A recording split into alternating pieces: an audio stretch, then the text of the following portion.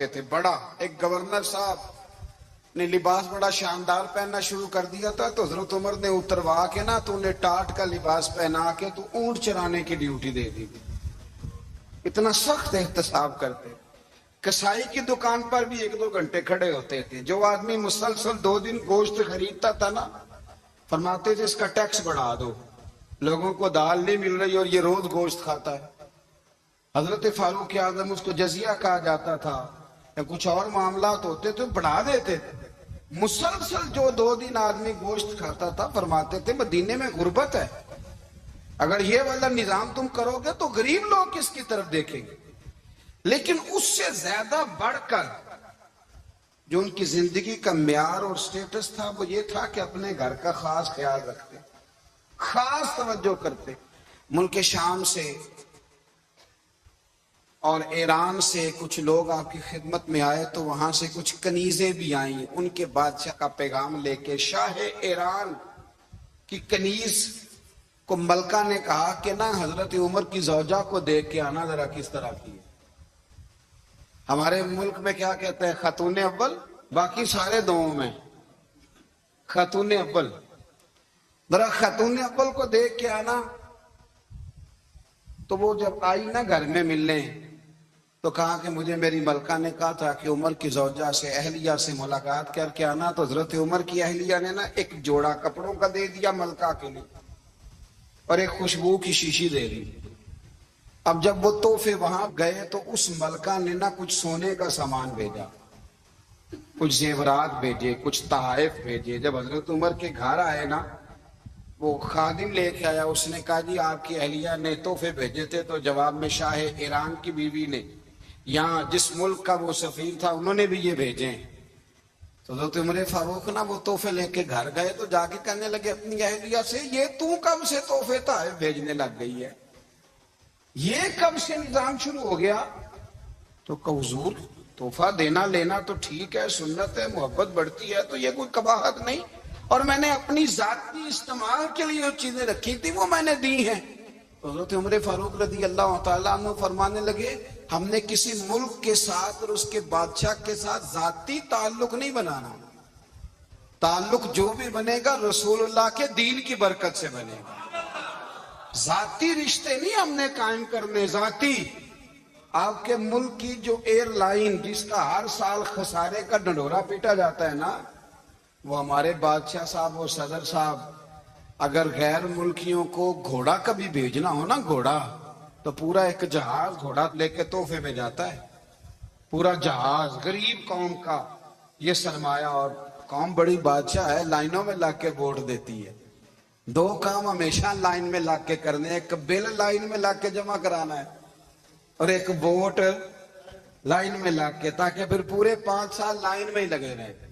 مرضی سے آپ ووٹ دینا پر جو بات درست ہے اس کو سنو. حضرت عمر فاروق رضی اللہ تعالی عنہ نے اپنی اہلیہ سے پوچھا کتنے کا تھا وہ تیرا جوڑا اور خوشبو کی شیشی؟ انہوں نے کہا 3 دینار کی. فرمایا یہ 3 دینار تیرے اور باقی جو تحفے آئے ہیں وہ تو خود کہہ, کیونکہ اس نے تیرے نام بھیجے ہیں. تو کہہ کہ میں مال غنیمت میں دیتی ہوں, تو کہہ میں مسلمانوں کو کہہ. تو زوجہ ہنس پڑی, کہنے لگی میں نام بھی کہوں تو مجھے کہنا تو پڑے گا ہی, کہنا تو میں نے ہے ہی, کیونکہ سامنے عمر فاروق ہیں, لہذا فرمایا کہہ دیتی ہوں میں نے دیا خزانے کو. حضرت عمر نے جمع کرا لیا. میں یہ کیا بات ہوئی, میرے گھر والے جو مرضی کریں, ان کا معیار زندگی جس طرح کا مرضی ہو.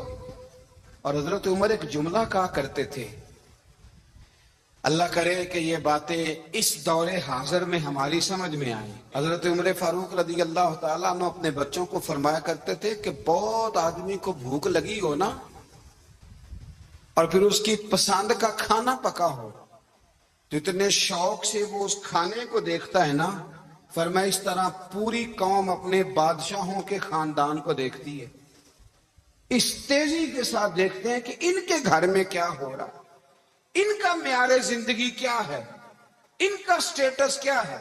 آپ کے بچے دونوں کاروبار کے لیے مصر گئے, ایک بہت بڑا قافلہ گیا مدینے سے مصر تجارت کے لیے. تو یہ گئے تجارت کے لیے تو حضرت عبداللہ ابن عمر، حضرت عبیداللہ ابن عمر، حضرت عمر کے دونوں بیٹے گئے. جناب عمر فاروق کے بچے جب وہاں پہنچے تو مصر کے گورنر نے نا لوگوں کو تعارف کرایا کہ یہ عمر فاروق کے بیٹے ہیں. ایک چھوٹی سی بات کر دوں، یہ چودھری کے بیٹے کو کون بتاتا ہے کہ تو چودھری کا بیٹا ہے؟ باہر والے بتاتے ہیں، گھر والے. اور سیٹھ صاحب کے بیٹے کو کون بتاتا ہے کہ تو سیٹھ صاحب کا بیٹا ہے؟ اور مالک کو کون بتاتا ہے کہ تو مالک کا بیٹا ہے اور یہ کرایہ دار ہے؟ یہ کون بتاتا ہے؟ یہ سوچ ہم دیتے ہیں بچوں کو. چودھری اور کمی کی سوچ، امیر اور غریب کی سوچ، مالک اور کرایہ دار کی سوچ، گھر کے مالک کی اور کام کرنے والے کی سوچ، یہ ہم دیتے ہیں. یاد رکھنا، یہ ہم دیتے ہیں، یہ ہمارا مزاج ہے، یہ باہر سے نہیں آتی. تو کوئی شہزادہ ہے، تو سیٹھ ہے، تو نواب ہے، یہ سوچ باہر سے نہیں آتی. یہ اماں سوچ دیتی ہے، اماں. یہ ابا سوچ دیتا ہے. اور پھر جب تباہی اترتی ہے تو اس کے ذمہ دار بھی باہر والے نہیں ہوتے، گھر والے ہوتے ہیں. گھر والے. ہمارے بچوں کی طبیعتوں پر زیادہ نقش باہر والوں کا نہیں ہوتا، گھر والوں کا ہوتا ہے. یاد رکھیے گا. حضرت عمر فاروق رضی اللہ، بچے ہیں، شہزادے ہیں، وہ کاروبار کرنے گئے اور وہاں بتایا گورنر صاحب نے کہ یہ فاروق اعظم کے بچے، امیر المومنین کے.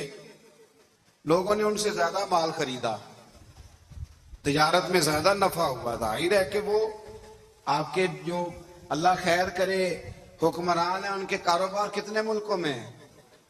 کس بنیاد پر ہے؟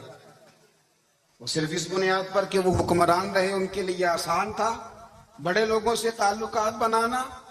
حضرت عمر فاروق رضی اللہ تعالیٰ عنہ کے بچے ڈھیروں مال کما کے جب واپس آئے نا تو حضرت عمر سے آ کے بچوں نے بطور محبت کا، ابا جی اللہ نے بڑا ہی فضل کیا ہے، بڑا مال کمایا الحمدللہ، یہ دیکھیں کتنا نوازا ہے. تو حضرت عمر کہنے لگے سارے قافلے نے اتنا ہی کمایا ہے؟ سارے قافلے نے اتنا ہی کمایا ہے؟ حضور نہیں، سارے قافلے نے اتنا نہیں کمایا، سب کو اتنا نہیں ملا. وہ تو وہاں گورنر صاحب نے لوگوں کو تعارف کرایا تھا کہ یہ عمر کے بچے ہیں، تو لوگوں نے پھر ہم سے بڑا ہی خریدا. تو حضرت عمر فرمانے لگے ٹھیک ہو گیا، میں بات سمجھ گیا. اس طرح کرو، جو تمہاری اصل زر تھی نا، جو راز تھی، وہ رکھ لو اور باقی سارا مال مال خزانہ میں جمع کرا دو. اس لیے کہ یہ تم نے تجارت نہیں کی، یہ تم نے اپنے باپ کا نام بیچا ہے، یہ تم نے امیر المومنین کے بیٹے ہونے کا فائدہ اٹھایا ہے. فرمایا یہ تمہارا نہیں حق، یہ مسلمانوں کا ہے. اس لیے کہ یہ مال تم نے محنت سے نہیں کمایا، یہ باپ کی کرسی کا فائدہ اٹھایا ہے. اور فرمایا اگر تم نے مال جمع نہ کرایا تو میں مال بھی لے لوں گا زبردستی اور کوڑے بھی ماروں گا. ڈبل سزا دوں گا. مرضی سے جمع کراؤ گے تو کوڑوں سے بچ جاؤ گے. بڑے بیٹے نے تو جمع کرا دیا تو چھوٹا تھوڑا پریشان ہوا. تو حضرت عبداللہ ابن عمر چھوٹے بھائی کا ماتھا چوم کے کہنے لگے بیٹے چپ کر کے جمع کرا، یہاں بھی فخر کر کے ہم عمر کے بیٹے ہیں اور قیامت میں بھی فخر کریں گے کہ ہم فاروق اعظم کے بیٹے ہیں. یہاں بھی ناز کریں گے اور وہاں بھی ناز کریں گے کہ عمر کے بچے ہیں. ہمارے باپ نے خود بھی حلال ہی کھایا ہے اور جب ہماری کمانے کی باری آئی ہے تو ہمیں حکم بھی حلال کھانے کا دیا. بھائی ہمارا مزاج نہیں.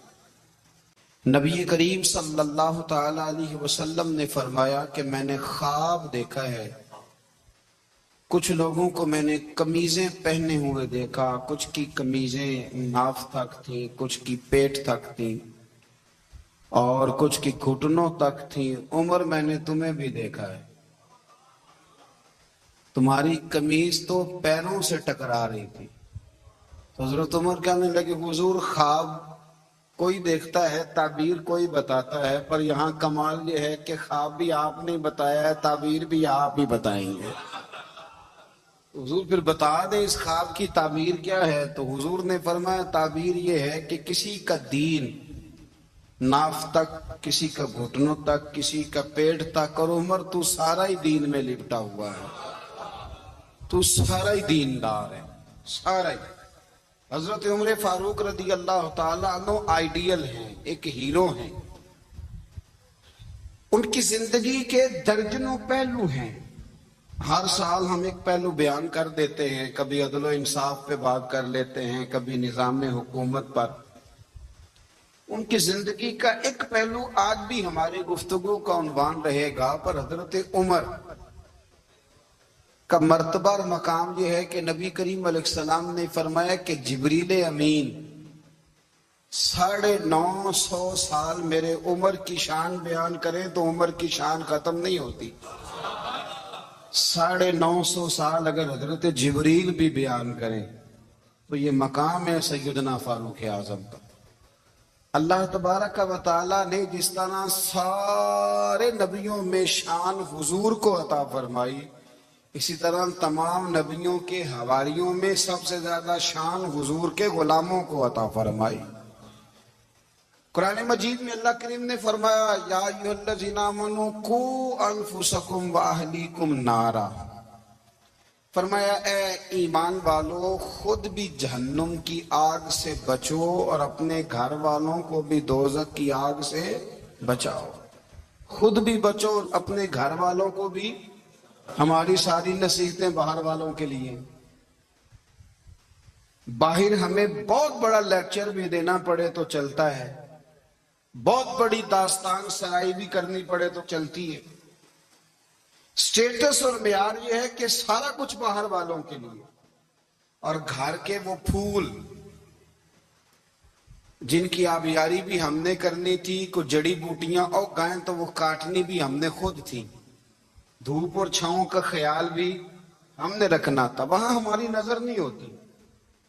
پڑوسی کے بچے کیا کر رہے ہیں یہ سارا پتہ ہوتا ہے، اور میرے گھر میں کیا گل کھل رہے ہیں اس کی مجھے خبر نہیں ہوتی۔ حضرت عمر فاروق نے جب یہ آیت نازل ہوئی تو فوراً عرض کیا یا رسول اللہ صلی اللہ علیہ وسلم، اس کا کیا مطلب ہے کہ خود بھی دوزخ کی آگ سے بچو اور اپنے گھر والوں کو بھی بچاؤ؟ تو نبی کریم علیہ السلام نے فرمایا عمر اس کا مطلب یہ ہے کہ جن چیزوں کا اللہ رسول تمہیں حکم دیتے ہیں تم اپنے گھر والوں کو ان چیزوں کا حکم دو، اور جن چیزوں سے اللہ رسول تمہیں منع کرتے ہیں تم اپنے گھر والوں کو بھی ان چیزوں سے منع کرو۔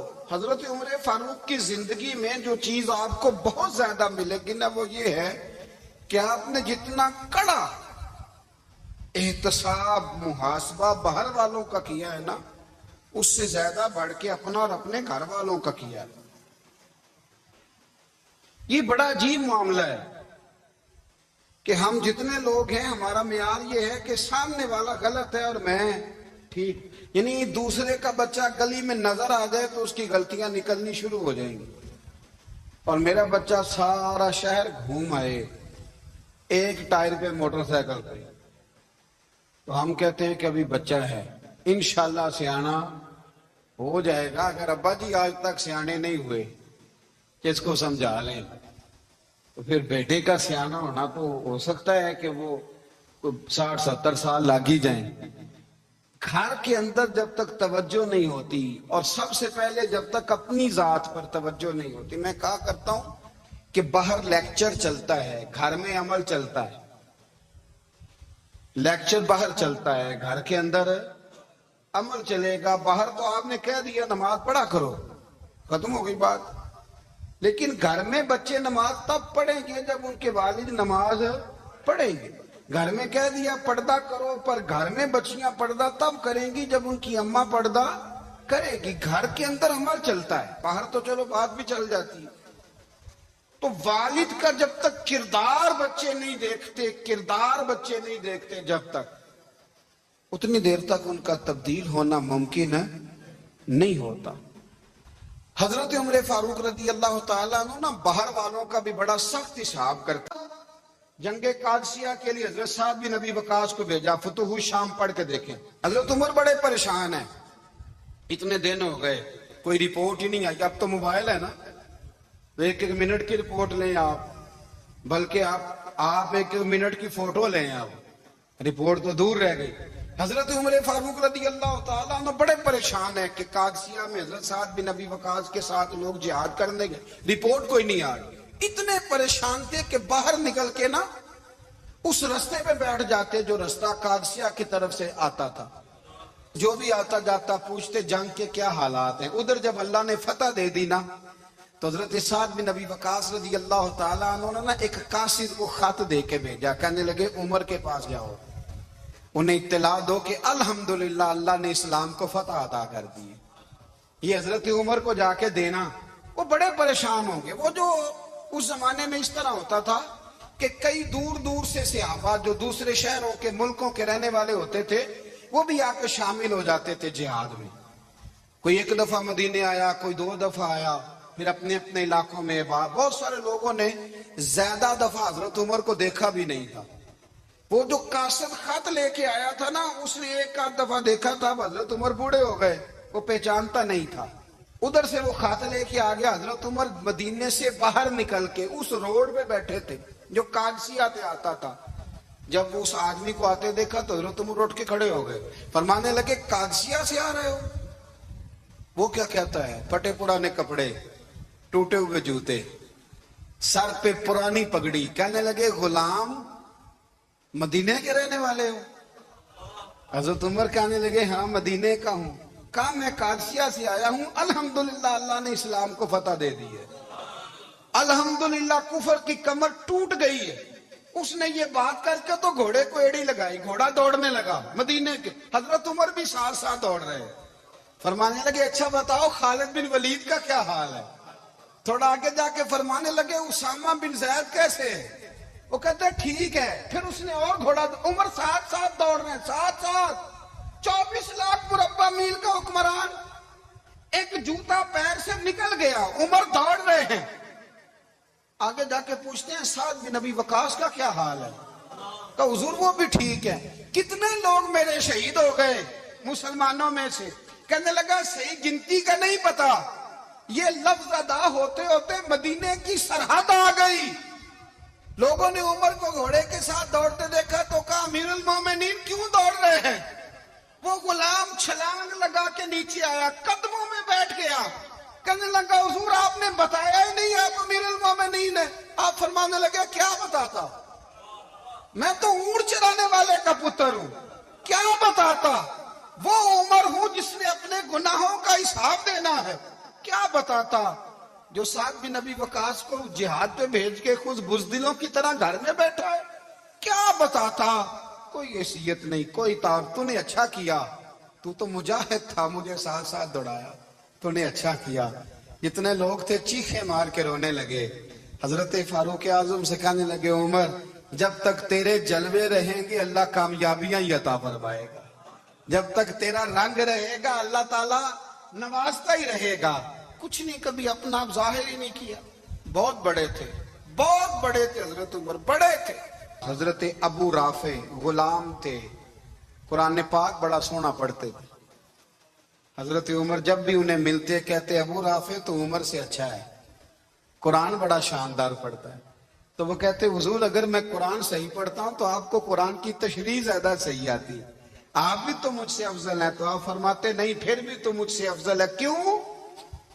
اس لیے کہ تو اپنے آقا کی نوکری بھی ٹھیک کرتا ہے اور رب کی عبادت بھی ٹھیک کرتا ہے، اور مجھے خالی صرف عبادت کرنی ہوتی ہے وہ بھی ٹھیک نہیں کر پاتا۔ ساری زندگی اپنا محاسبہ، ساری زندگی اپنے گریبان میں دیکھا، ساری زندگی اپنے آپ کو پرکھا، اپنے آپ کو ٹٹولا۔ 62 سال عمر بیت گئی۔ حضرت حذیفہ بن یمان ایک صحابی تھے، میرے نبی کریم علیہ السلام نا ان سے راز کی باتیں کرتے تھے۔ ہر بندے کا عزمہ ٹھیک نہیں ہوتا، سب سے راز کی بات نہیں کرنی چاہیے۔ حضرت حذیفہ بن یمان کہتے ہیں حضور راز کی باتیں بتاتے۔ مدینہ منورہ میں جو منافقین تھے ان کی لسٹ بھی نبی پاک نے حضرت حذیفہ بن یمان کو دی تھی۔ جب کوئی مشکوک آدمی مر جاتا نا تو صحابہ کہتے ہیں ہم دیکھتے اگر حضرت حذیفہ نے جنازہ پڑھا تو ہم بھی جنازہ پڑھ لیتے۔ نبی پاک نے بھی کچھ جنازے نہیں پڑھے، ترمذی میں ہے، فرمایا عثمان سے جو بغض رکھے اس کا جنازہ نہیں پڑھیں گے۔ حضرت حذیفہ بن یمان اگر جنازہ پڑھتے تو لوگ پڑھتے، وہ نہ پڑھتے تو لوگ جنازہ نہ پڑھتے۔ حضرت حذیفہ بن یمان کہتے ہیں جناب عمر فاروق کی خلافت کے آخری ایام تھے، کچھ دنوں کے بعد وہ شہید ہو گئے۔ فرماتے آدھی رات کا وقت تھا، میں گھر میں سویا تھا بڑا بے فکر، اچانک میرے دروازے پہ دستک ہوئی، میں گھبرا کے اٹھا، اتنی رات کو کون آیا؟ کہتے ہیں قربان جاؤں، دروازے پہ گیا تو امیر المومنین فاروق اعظم دروازے پہ۔ میں نے کہا عمر کوئی حکم تھا تو مجھے بلا لیتے۔ کہنے لگے میں نا امیر بن کے نہیں آیا، تیرا ویر بن کے آیا ہوں۔ امیر المومنین کی حیثیت سے سرکاری کام سے بلاتا تو وہاں بلاتا، مجھے ایک ذاتی کام پڑ گیا۔ کہتے میں نے عمر کو گھر کی اندر بلا کے چارپائی پہ بٹھایا، میں نے کہا حضور میں غریب آدمی، میں کیا آپ کے کام آ سکتا ہوں؟ تو کہتے انہوں نے نا مجھے ساتھ بٹھا لیا، پھر میرا ہاتھ پکڑ لیا، کہنے لگے تو عمر کو جانتا ہے؟ عمر جھوٹ نہیں بولتا۔ تو جانتا ہے عمر وعدوں کا پکا ہے؟ کہا حضور جانتا ہوں۔ کہا میں اس وقت آیا ہوں جب دیکھ بھی کوئی نہیں رہا۔ حضرت حذیفہ بن یمان کہتے ہیں پریشان ہو گیا، حضور پہیلیاں نہ بجھوائے، مہربانی کر بتائے کدھر آئے ہیں؟ تو حضرت عمر فاروق فرمانے لگے 62 سال کا ہو گیا ہوں، 63 میں چل رہا ہے، داڑھی سفید ہو گئی ہے، پھل پک گیا، اٹھ فریدہ ستیا، داڑھی آ گئی پور، اگا نیڑے آ گئی، پیچھا رہ گئی دور، اب قبر اشر کا معاملہ صاف نظر آنے لگا ہے۔ کہا حضور مجھ سے کیا چاہتے ہیں؟ حضرت عمر رو پڑے، کہنے لگے آج میں عشاء کے بعد نکلا ہوں تو نبی پاک کے صحابہ مجھے نیک کہہ رہے تھے، پھر میں نے بچوں کی ماں سے اور بچوں سے بھی پوچھا ہے، وہ بھی مجھ سے راضی ہیں، پر حذیفہ تیرے ساتھ نبی پاک راز کی باتیں کرتے تھے، سچ بتا کہیں عمر کا نام منافقوں میں شامل تو نہیں؟ سچ بتاؤ ان منافقین میں تو شامل نہیں، کہیں اوپر سے تو نہیں سارا کچھ؟ حضرت حذیفہ بن یمان کہتے ہیں میں باپ کے مرنے پہ اتنا نہیں رویا جتنا عمر کے سوال پہ رویا۔ میں قدموں میں بیٹھ گیا، میں نے کہا بچہ جب لے کے آتا ہے 2 لاکھ روپیہ تو کبھی پوچھا کہاں سے آیا ہے؟ جب وہ پہلے دن غلط دوستوں کے پاس جا کے بیٹھتا ہے تو کبھی نکالا گھر سے اسے؟ یہ بہت سارے خمیازے ہمیں اس لیے بھگتنے پڑتے ہیں کہ ہم ابتدا میں سوراخ بند نہیں کرتے، جب اس میں شگاف پڑ جاتا ہے، سیلاب آتا ہے تو ہمیں ہوش آتی ہے۔ حضرت عمر نے اپنے گھر میں نگرانی رکھی، کڑی نگرانی، زیادہ نماز گھر میں پڑھتے تھے حضرت عمر، نفلی نمازیں زیادہ کیوں بلا؟ میرے اساتذہ مجھے حکم دیتے تھے کہ فرض نماز کے علاوہ نمازیں گھر میں پڑھنا، بچوں کو عادت پڑے گی، ذوق پیدا ہوگا، ان کو پتہ چلے گا کہ ہمارے گھر میں 5 وقت کوئی اور کام بھی ہوتا ہے۔ بھائی یاد رکھیں کہ آپ نے اگر سجدہ کرنا ہے تو بچہ لیٹ جائے گا، اسے پتہ کو نہیں سجدہ کیا ہے، لیکن جب گھر میں کبھی قرآن ابا جی کھول لینا، میں اکثر کہتا ہوں جب ابا جی کا موڈ بن جائے نا لیکچر دینے کا، وہ گھر میں شروع ہو جاتے ہیں، کہتے ہیں آپ لوگ نماز نہیں پڑھتے اس لیے میرے کاروبار میں برکت کوئی نہیں، تم سویرے قرآن پاک نہیں کھولتے تو میں تباہ ہو گیا۔ تو میاں آپ نے کب گھر میں قرآن پاک کھولا تھا؟ آپ نے کب نماز پڑھی؟ آپ نے کب گھر کے اندر اللہ رسول کا ذکر کیا تھا؟ آپ نے کب حدیث چھیڑی؟ آپ نے بھی تو گھر کے اندر جب بھی آپ آئے ہیں تو آپ نے وہی کچھ کیا جو دنیا دار کرتے ہیں۔ آپ بھی تو اپنا موبائل لے کے الگ کونے میں بیٹھ گئے، آپ نے بھی تو کہا ہے کہ اب تمہارے چینل ختم، اب میری مرضی والا چلے گا۔ تو جو آپ نے کیا ہے بچے بھی وہی کام کریں گے، آپ نے بھی گپ شپ لگائی ہے تو وہ بھی لگا رہے ہیں۔ یہ سمجھ لیں جو کام آپ کریں گے آپ اپنے بچوں کی سیرت میں اس کا جلوہ دیکھ لیں گے۔ بڑی پکی سی بات ہے کہ آپ کو بچے کی عادتیں دیکھ کے سمجھ آ جائے گی کہ میں بھی یہی کرتا تھا اور یہ بھی۔ حضرت عمر فاروق رضی اللہ تعالیٰ عنہ وصال فرما گئے تو آپ کے وصال کے بعد حضرت عثمان غنی رضی اللہ تعالیٰ عنہ نے آپ کی ایک بیوہ سے نکاح کیا، حضرت عمر کی ایک بیوہ سے۔ جب وہ آپ کے نکاح میں آئی تو کہنے لگی حضرت عثمان غنی سے کہ حضور نہ تو میں خوبصورت ہوں اور نہ میں جوان ہوں، نہ آپ کی کوئی خدمت کر سکتی ہوں، میرے ساتھ نکاح کرنا سمجھ میں نہیں آیا۔ کیا شاندار جواب دیا حضرت عثمان غنی نے، کیا خوبصورت جواب دیا۔ فرمانے لگے میں نے اس لیے نکاح نہیں کیا کہ مجھے تمہارے حسن سے دلچسپی تھی یا تمہاری خدمت کی ضرورت تھی، میں نے تو اس لیے نکاح کیا ہے کہ مجھے بتاؤ عمر فاروق گھر کے اندر اپنے رب کی عبادت کس طرح کرتے تھے، وہ قرآن پاک کس طرح پڑھتے تھے، وہ رویا کیسے کرتے تھے، استغفار کا طریقہ کیا، کس وقت کس انداز میں وہ اپنے رب کو یاد کرتے تھے۔ اس لیے کہ عمر کئی دفعہ گھر سے آتا تھا تو میں اس کے چہرے پر نور دیکھا کرتا، میں روشنی دیکھتا تھا، ایک معیار دیکھتا تھا۔ نکاح اس لیے کیا ہے کہ مجھے عمر کی جو گھر کے اندر کی عبادت ہے اس سے آگاہ کرو، تاکہ عثمان غنی بھی چاہتے ہیں اس طرح کے عمل کروں جس طرح کے عمر فاروق کر کے گئے۔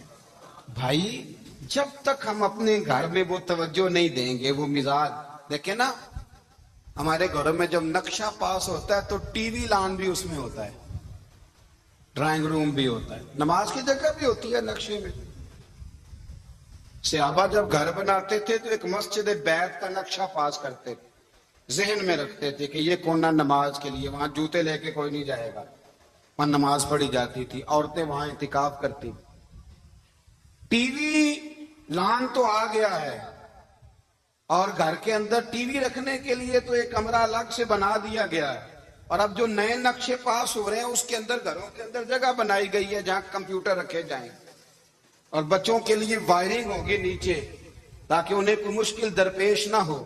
یہ ساری چیزیں ہم نے نہانے کے لیے گھروں کے اندر اتنے اتنے بڑے واش روم بنائے ہیں کہ لگتا یہ ہے کہ سوائے نہانے کے اور کام ہی نہیں کوئی گھر میں ہوگا۔ ہر چیز آ گئی، پر اللہ کرے کوئی تفسیر بھی ٹیبل پہ پڑی نظر آئے، کوئی حدیث کی کتاب بھی ٹیبل پہ پڑی نظر آئے۔ اللہ کرے کہ جس طرح ابا لطیفہ سن کے آتا ہے تو جب تک سنا نہ لے اسے ہضم نہیں ہوتا، اللہ کرے کہ وہ جمعے میں بیان سن کے جائے تو اس کا بھی دل کرے میں اپنے بچوں کو سناؤں، وہ نبی پاک کی کوئی حدیث کہیں سے سنے تو گھر جا کے سنائے۔ جب تک یہ معیار نہیں بنتا، آپ کیسے توقع کرتے ہیں کہ گھر کے اندر اللہ کی رحمتیں نازل ہوں گی؟ آپ یہ کیسے توقع کرتے ہیں کہ گھر کے اندر وہ معیار اور وہ مزاج بنے گا؟ حضرت عمر فاروق نے ذاتی زندگی پر جو توجہ دی، گھر والوں کے معیار پر جو توجہ دی حضرت عمر فاروق رضی اللہ تعالیٰ عنہ نے، وہ بھی بڑی دیدنی ہے۔ حضرت ابو موسیٰ اشعری کو نا آپ نے وزیر خزانہ بنایا تھا، تو حضرت ابو موسیٰ اشعری کہتے ہیں کہ حضرت عمر کو شیخ خزانے میں رہنے تو دیتے نہیں تھے۔ ایک دن نا میں صفائی کر رہا تھا اس کمرے کی جس میں خزانہ رہتا تھا۔ ہمارے تو ملک میں جو جاتا ہے وہ صفائی کر کے ہی جاتا ہے، اللہ خیر کرے۔ اور خیر معیار بدلتا ہے، جو پچھلی حکومت ہوتی ہے وہ قرضہ اٹھاتی ہے، وہ باہر سے جاتی ہے تو قرضہ لے کے آتی، اور جو نہیں آتی ہے وہ کہتی ہے ہمیں پیکج مل گیا ہے، وہ قرضہ نہیں اٹھاتے۔ ان کو کیا ملتا ہے؟ یعنی پچھلی نے قرضہ لیا تھا اور ہم نے، واہ جی واہ کیا خوبصورت انداز ہے، اس کا نام بدل کے نا، انہوں نے قرضہ لیا تھا اور ہم نے، میں کہا بڑے شاندار سیانے بندے ہو گئی۔ حضرت سیدنا ابو موسیٰ اشعری کہتے ہیں کہ میں نے نا مال غنیمت کی صفائی کی تو ایک دینار مجھے نا کہیں پڑا ہوا مل گیا، تو فرماتے ہمیں اجازت ہوتی تھی کہ ایک آدھ دینار ہم اپنی مرضی سے کہیں خرچ کر سکتے تھے، اگر آپ ناراض نہ ہوں تو ہمارے ہاں جب چیئرمین صاحب ناظم صاحب، نہیں عمر یہ تو میں نے نہیں سنا، لیکن یہ میں نے نبی پاک سے ضرور سنا ہے کہ میرے بعد اگر کوئی نبی ہوتا تو عمر ابن خطاب ہوتا۔ یہ میں نے اپنے کانوں سے سنا ہے کہ عمر جس گلی سے گزرے شیطان راستہ بدل جاتا ہے۔ یہ میں نے اپنے کانوں سے سنا ہے کہ 950 سال حضرت جبریل جناب عمر کی شان بیان کریں تو پھر بھی بیان نہیں ہو سکتا، یہ میں نے ضرور سنا۔ دوستو ساری زندگی حضرت عمر نے اگر دوسروں کا محاسبہ کیا تو اپنا اور اپنے بچوں کا بھی کڑا خیال رکھا، اپنی ذات پر بڑی توجہ دی۔ جو لوگ اپنا بھول جاتے ہیں نا، ہمیں اپنی صحت کا بڑا خیال ہے لیکن اپنی روحانی زندگی کا کوئی خیال نہیں ہے، قلبی زندگی کا کوئی تصور نہیں ہے۔ آپ یقین کریں موٹا آدمی کمزور ہونے کے لیے جدوجہد کر رہا ہے، کمزور طاقتور ہونے کے لیے، لیکن جس کو کتنے دن بیت گئے اللہ رسول کی یاد میں رویا ہی نہیں، کتنے دن بیت گئے نہ سننے کو دل ہی نہیں چاہا، جسے مہینوں بیت گئے اور قرآن پاک کی طرف نظر ہی نہیں گئی، وہ فکر مند ہی نہیں۔ زندگی زندہ دلی کا نام ہے، مردہ دل کیا خاک جیا کرتے ہیں۔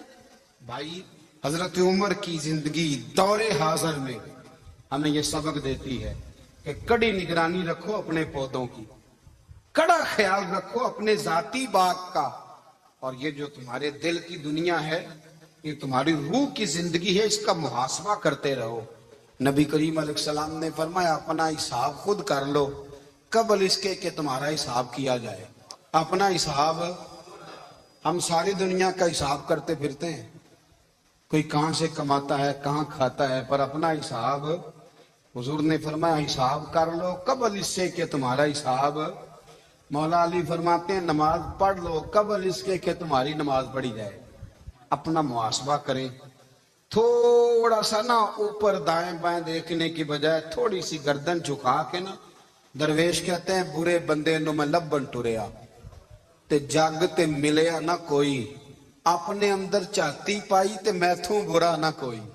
تھوڑی سی نا، تھوڑی سی اپنی طرف توجہ دیں۔ ہم نا بے چین وقت گزار رہے ہیں، بے قرار ہیں، بے سکون ہیں۔ سبب یہ ہے کہ ہم نے نا اپنا حساب کرنا چھوڑ دیا ہے۔ حساب کرو گے، بے حساب تو بندہ روٹی کھا لے تو بیمار ہو جاتا ہے، اور اگر زندگی بے حساب گزرے، گناہوں کا حساب ہی نہ کیا جائے، تقوی کی طرف توجہ ہی نہ کی جائے، تو پھر زندگی دشوار ہو جاتی ہے۔ ہمیشہ مدحت خیر الانام میں گزرے۔